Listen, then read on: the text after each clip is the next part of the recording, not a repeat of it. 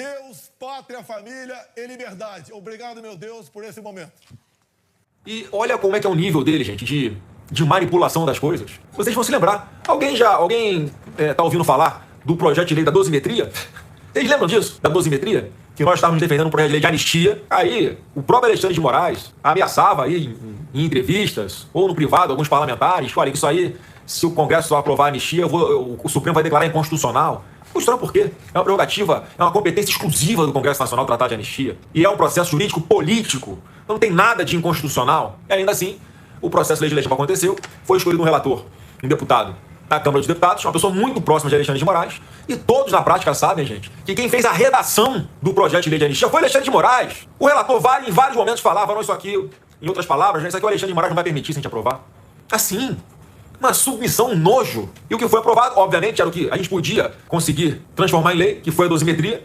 Um projeto ainda assim capenga, mas que o presidente Bolsonaro falou, pode fazer anistia, pode dar os votos a favor da anistia. Porque se eu não vou conseguir sair da situação que eu estou agora, de fato, com o projeto aprovado, o presidente Bolsonaro continuaria na situação de preso, mas os outros 99% dos acusados injustamente, os perseguidos do Rio de Janeiro, iam poder sair da prisão, iam para suas casas. Ele, mais uma vez, abriu mão, pensando nos outros. É esse o homem que fica acusando de ser desumano, de ameaçar a democracia, pensa nos outros o tempo inteiro, como sempre fez quando presidente da República. Não teve um ato fora da Constituição. E cadê o projeto da dosimetria? O que é que Alexandre de Moraes fez? Deu um golpe. Alexandre de Moraes deu um golpe, porque a lei foi aprovada, Lula vetou, o Congresso Nacional, na Câmara e no Senado, com a votação acachapante, gigantesca a votação, para derrubar o veto do Lula. Passa-se o prazo lá, regimental, o Lula não sanciona o projeto é promulgado pelo presidente do Congresso Nacional. E o que Alexandre de Moraes faz? Ele próprio, sozinho, na prática, revogou a lei da dosimetria, ou suspendeu, melhor dizendo, porque as defesas começaram a entrar com os pedidos para os seus clientes, junto ao relator Alexandre de Moraes, para recalcular suas penas, já que pelo projeto de lei da dosimetria as penas seriam reduzidas, um pouco mais seriam. O que Alexandre de Moraes faz? Parece um jogo combinado, só parece, tá, gente? Eu não tô querendo afirmar nada, só parece que é um jogo combinado. Um partido de esquerda entra com uma ação de inconstitucionalidade no Supremo, e ao invés de essa ação ser julgada, ou quando ela for julgada, para dizer se é constitucional ou não a lei da dosimetria, que é estranho, né, gente? Como é que vai ser inconstitucional uma lei que o próprio ministro Supremo fez?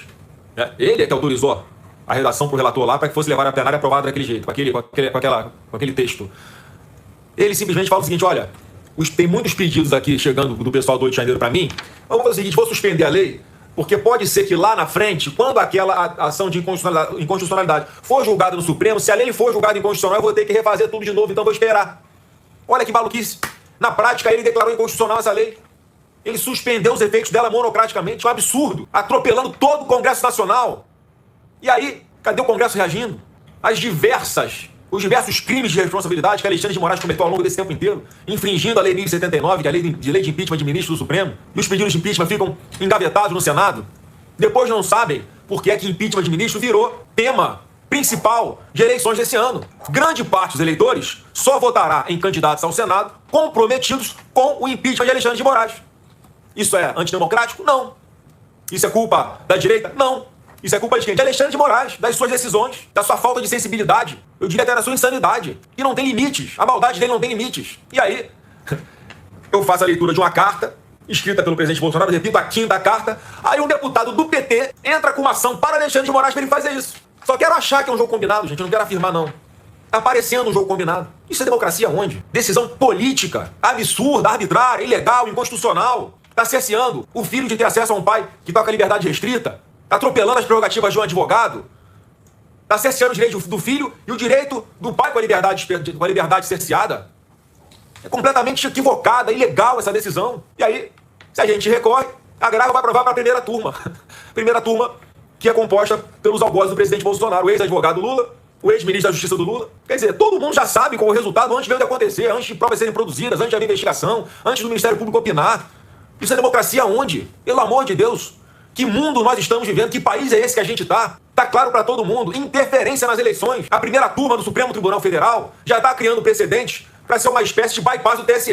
Ou seja, eles já começam a tomar posição para receber petições direto lá na primeira turma do Supremo. Quando houver alguma suspeita de crime contra a honra nas eleições, de calúnia, injúria, difamação durante as eleições, eles já criaram precedente para, ao invés do TSE julgar, quem vai julgar vai ser a primeira turma. Presidente ministro Edson Fachin, o senhor não vai fazer nada. O senhor, com a pessoa que aí dizem que é ponderada, equilibrada, que não coaduna com injustiças, com ilegalidades. Olha o que está acontecendo embaixo do nariz do senhor. A normalidade precisa ser restabelecida pelo menos dentro do tribunal. É Supremo Tribunal Federal, é a mais alta corte do judiciário. Pelo amor de Deus, não pode acontecer isso. Vamos voltar a ter bom senso pelo menos. Cadê aqueles ministros, os mais antigos principalmente, que se preocupavam com a credibilidade da corte perante a sociedade, de não julgar conforme capa de processo, de mudar precedentes, estão mudando precedentes toda hora porque o perseguido é o presidente Bolsonaro e ficam aceitando. Vocês conseguiram a proeza de colocar a credibilidade do Supremo no mesmo patamar do Congresso Nacional perante a sociedade. Isso nunca aconteceu na história, gente. Presidente Fachin, peço aqui ao senhor de público, restabeleça a ordem na Suprema Corte. O senhor tem poderes para isso. Olha esse inquérito aí do fim do mundo, de fake news, está aberto há 7 anos. Os fatos vão acontecendo, o inquérito vai atraindo para si os fatos futuros. Olha que loucura! Olha o pandemônio jurídico que o Brasil vive hoje. Olha a insegurança jurídica. Isso gera instabilidade política, isso afasta investimentos do Brasil.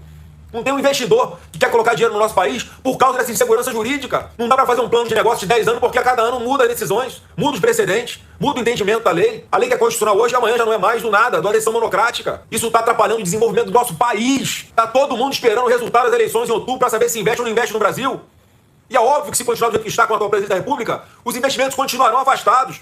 Não ocorrerão. Tá todo mundo esperando o Brasil mudar de direção. E o que é que alguns do Supremo estão fazendo? Força para o Brasil continuar na direção que está. Entenda de uma vez por todas. Os com caneta não podem decidir no lugar dos com voto. O nome disso é democracia. Parem de destruir a democracia a título de defender a democracia, que não cola mais. Todo mundo já viu que não cola mais. O povo vai dar resposta nas urnas. Deixa o povo escolher quem eles querem. Se quer continuar essa merda que tá com esse presidente da República ou se quer respirar novos ares.